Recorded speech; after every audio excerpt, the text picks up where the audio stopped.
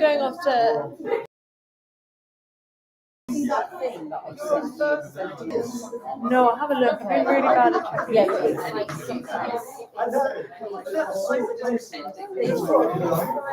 for artist things, you need to. It's Toby's, yay! And this is a very painting which was done by a lot of people, but the people in the room are Joe, Kerry, Toby. That's the general public, please add to it. So this is what would you do if you're a philanthropist now? What do we need? Answers on a postcard, please. That used to be saying, isn't it? Answers on a postcard, please. Answers on a postcard, please. At some point we'll do more than just stick them up like that. This is lovely Bobby, who's not with us today. And if you haven't, you should join Caption Declares Emergency. No pressure. Okay. So I think that gets us 1 minute late. Here we go. Ready? That's all done. Are you on? Yeah. Oh no. That's all right. Hello and welcome to our words passing on Passmore and our celebration of the exhibition, which you can see on Reels on Instagram. So all this beautiful work behind me. The first people are Udy and Kerry with their poem about lighthouses. So Passmore have many wonderful ideas, a lot of them around libraries and convalescent homes and things, but he also very much wanted to build 2 lighthouses, one around Falmouth and the Lizard and one in France, and he wasn't able to do it. So we felt we really wanted to honour, dreams that don't always happen, which are these lighthouses. And this poem is based roughly on that. Great.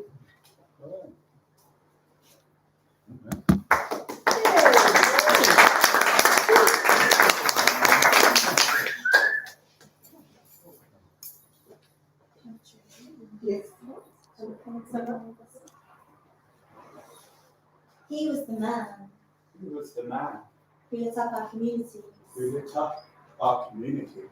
He is like a lighthouse at sea, He's like the lighthouse at sea, building hospitals building hospitals and libraries. and libraries. He was our biggest fan, He was our biggest fan. that man. He gave money with generosity. He gave money with generosity. He had plenty. He had plenty. Thank you, more. Thank you, more. You're passing more and more, You're passing more and more, Mr. Passmore. Mr. Passmore.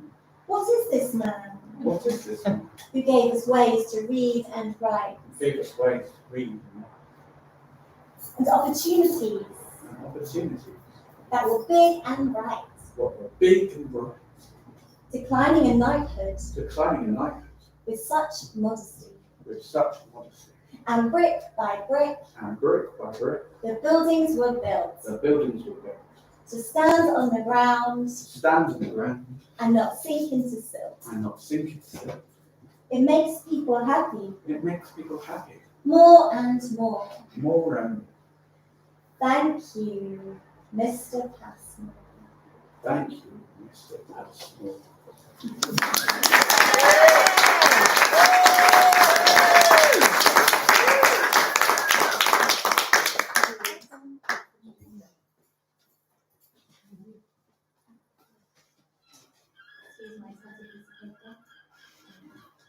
So this is a poem just about the silent voice of nature. I just feel like if I was a philanthropist, that's kind of where I'd like to put my energy. And I feel like nature doesn't really have a voice, so I try to give it in my own way. Silent voice of nature. We are in the micro and the macro. I see you in an insect. I see you in a bird. Feel the face I see when I listen to the noise of the tree. You're in the mud and in the morning dew. You're the love I feel when I hold you. You give me sweet-scented flowers and honeybees and everything that I can call me. You offer yourself unconditionally to your human family. Softly you walk with grace in the face of our devastation, with no judgment upon us two-legged ones. I'm sorry that we have not listened to your voiceless wisdom. Empathically, we need to see, for eyes and ears are blinded. It's the heart sense that holds true vision. silent voice of nature. You cannot be for profit. You are symbiotic. You take only what you need and want only what you take. You have a purpose and a reason, even your chaos has meaning. Like stars birthing or dying, they might look the same. And dark matter is needed as much as day. I think that we have forgotten that we too are symbiotic, that we take more than we need and want more than we take. Nature, you are our gauge to balance our human ways. Without you, we could not remain. Without us, you are free.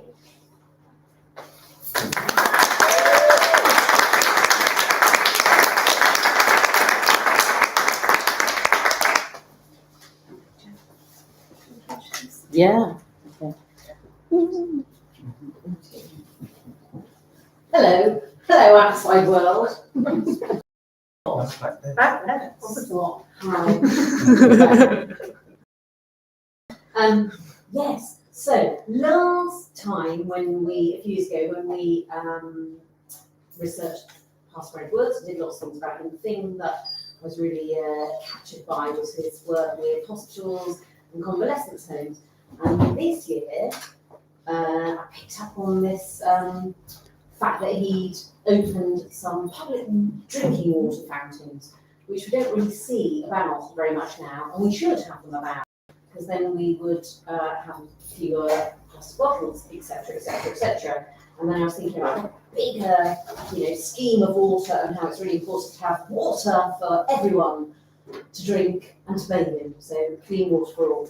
So this is called the grand opening, Water for All.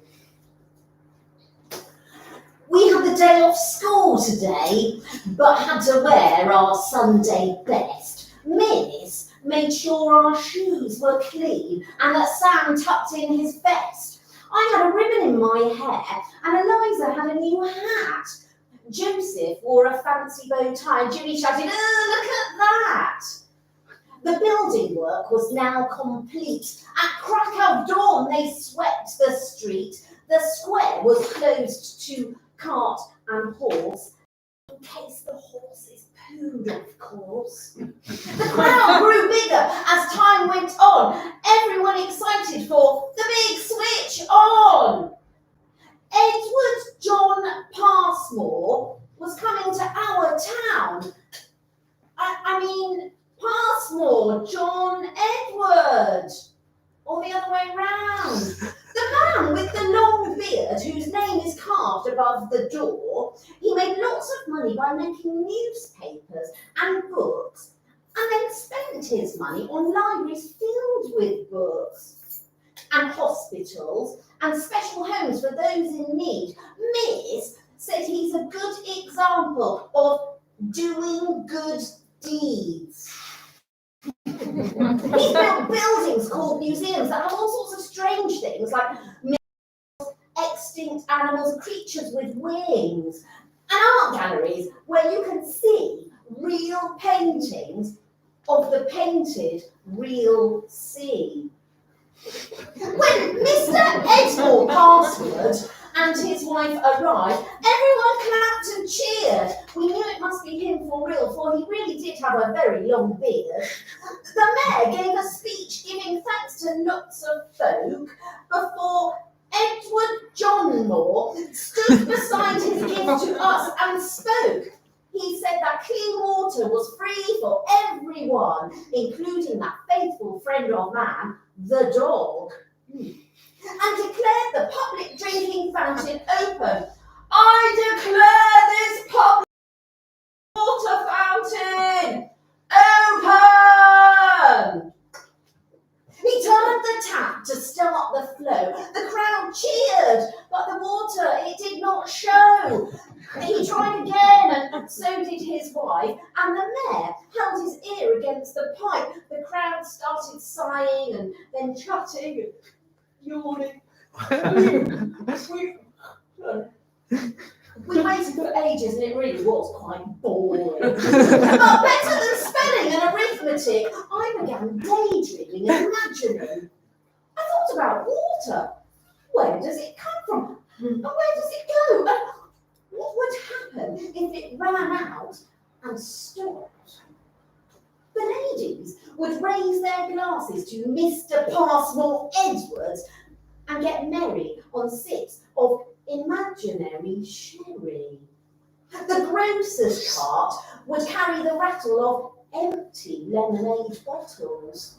Children's cheeks would be jam sandwich stained. Tin baths would no longer smell of soap. Stinky Bill's feet would forever stay unwashed.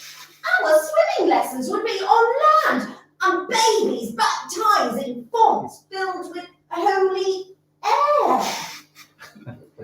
Where are the puddles? No puddles to splash in. Where is the pond? The frogs have all gone. The wishing well would bring no luck.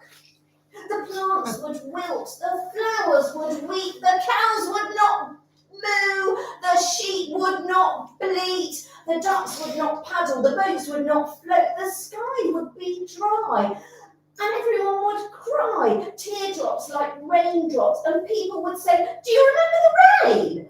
Have you ever felt rain?" I hear banging, then silence, then hip hip hooray! The fountain is flowing with water fresh and clean. We take turns to have a drink. It takes a very long time, but as I wait, I see Joseph's tie has come undone and realise I've lost my ribbon. But I think about never ever being thirsty, and just how many times we'll say, "Meet you at the fountain!"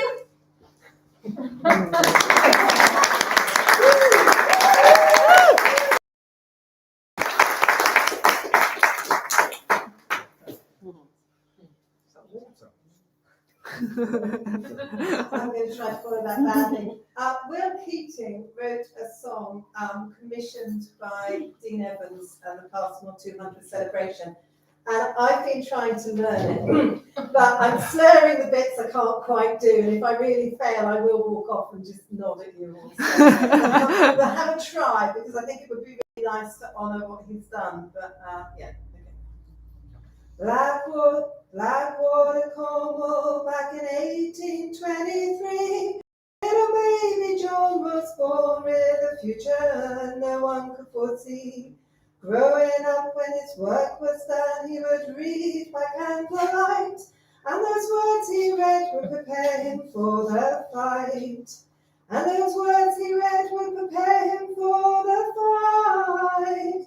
No more do we need debate in the house of waste. So many lies have been suppressed with fortunes chased. But if I could find the ladder the poor will climb, they will learn to read and write, let's let them shine. At 17, John walked to see the Lightfoot brothers' fate, to see them hung in front of Bodmin Gold he would berate.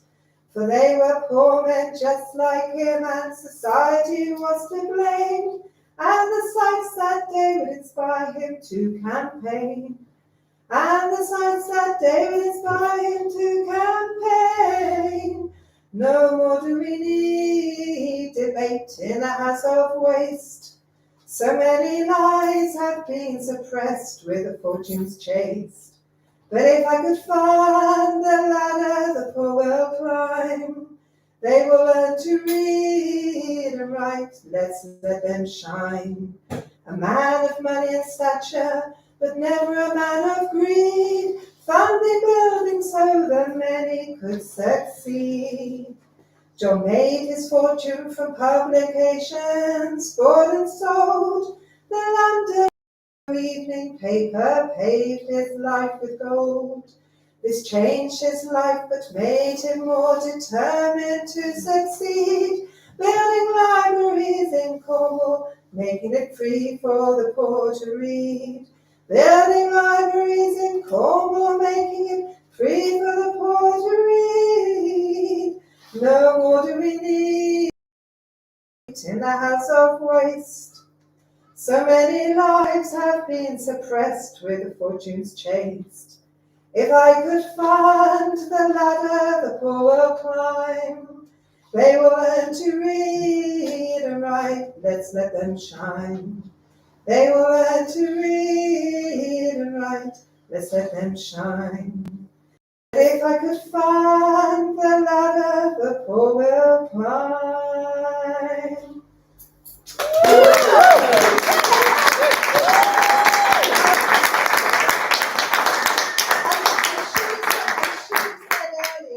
That he was once an MP. He didn't stay an MP for long, and he called it the House of Waste. So that's where that title comes from. So the next one, Toby.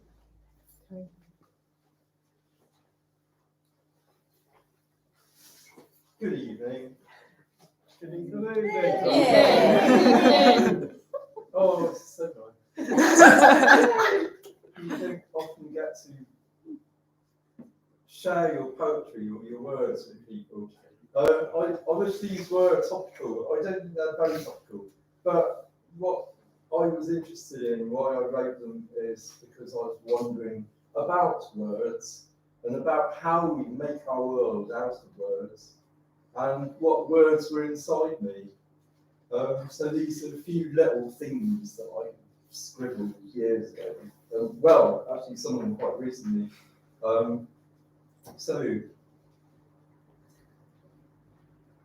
that from the source, the beginning, word, writing, spinning tales untold, may yet unfold, unlikely as they seem.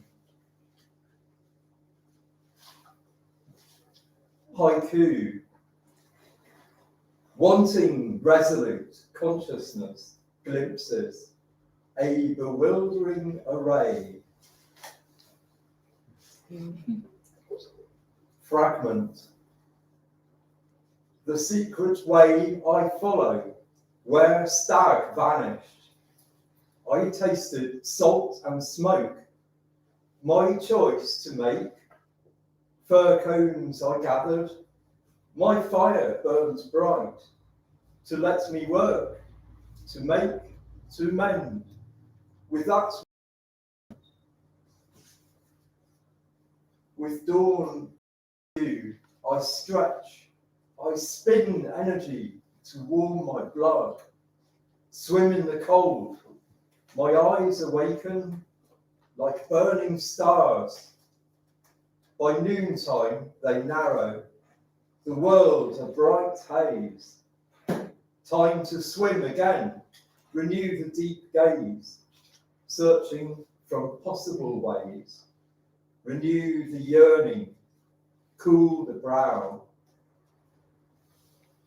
Echoes rise and rise, the voice cries, wood upon thermals ride, the small circle and the great, a voice small, the echo dies. My heart feels noise, the wind is wide, noise in my head, wind in my heart, I hold my eyes inside. Forgetting my familiar world, among unfamiliar lands, I find unknown.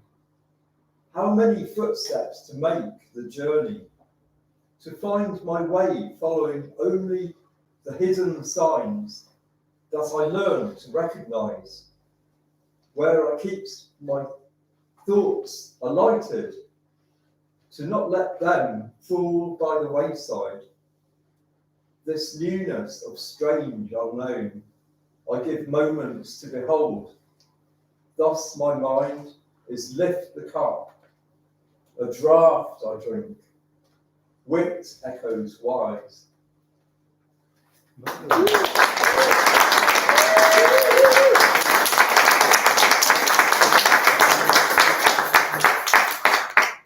Thanks so much.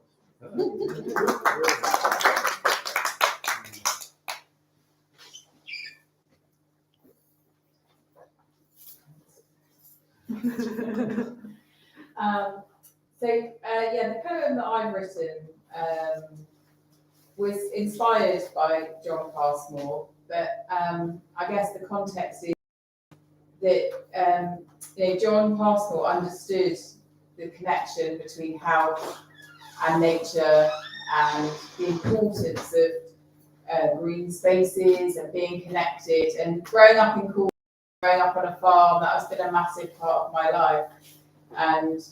And working in the NHS, I see people's health deteriorating because we've lost that connection with the world around us. And so that was the context for this poem as to, if John were here today, what would he be encouraging us to do? And I believe that he would be encouraging us to reconnect and rewild.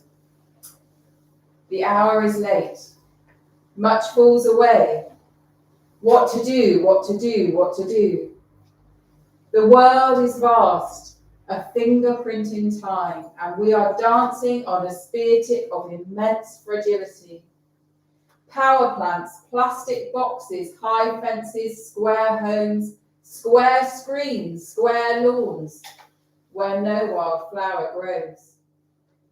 Drowning in the disconnection of never-ending greed. We have lost much. I do not wish to make you comfortable, to make this easy, for we must all be forever changed. We must meet the world as our whole selves, and to those whose love is a bridge to refuge, I call on you. Under this floor was once a lane, and under the lane a track, an animal path, an earthen tunnel of dark, veined passages. Hark, can you hear them? Oh! There were wolves in these halls, gods on the hunt, following the animal path of all things wild, barefoot, bone and claw. Can you feel them? Why do you resist the howl? It calls you home. Leave the comfort of your hearth. Follow the compass of your heart. For the way we see the world shapes the way we treat it. Nature invites you. Slip into her lakes, dark green and deep with orange-bellied newts. Let your feet slide over roots of trees that trail over lichen-covered rocks of granite. Feel the world with awe and gratitude and savour every petal and thorn. Let yourself be enveloped by grace, for blessed is this life. Look for the cracks where the magic lies, the chaos of stars. Reach out, grab it, spin it with all your grief for the world, and weave in possibility. Now is the bardo of time, time to sit in silence, deepen, lean in, listen. Truly listen with the depth of your heart, and together we can seek richness in a threadbare terrain. Plunge our hands deep in the earth of each barren space and ask it, how do you wish to be loved? We can begin one seed at a time. Blue-hearted rosemary, milk thistle, thyme, fennel, elder, oak, hawthorn, dog rose, bramble and nettle. Beguile nature with gentleness and patience. Play her music full of starlight, chlorophyll and bee pollen. And our planet will spin in the universe with twice the joy. This is the moment. This is the moment. This is the moment. Leaping barefoot, we will let the wildness of nature fill our dance. Bone, flute, claw and feather, egret neck, rage of wolf and grief of bear, and like mycelium nurturing trees, we'll use ancient tattered words and healing touch to build connections across the land. So, where to begin? Where to begin? Where to begin? There must always be three. Who will join me on this path to the wild? Here, now, where the land meets the sea.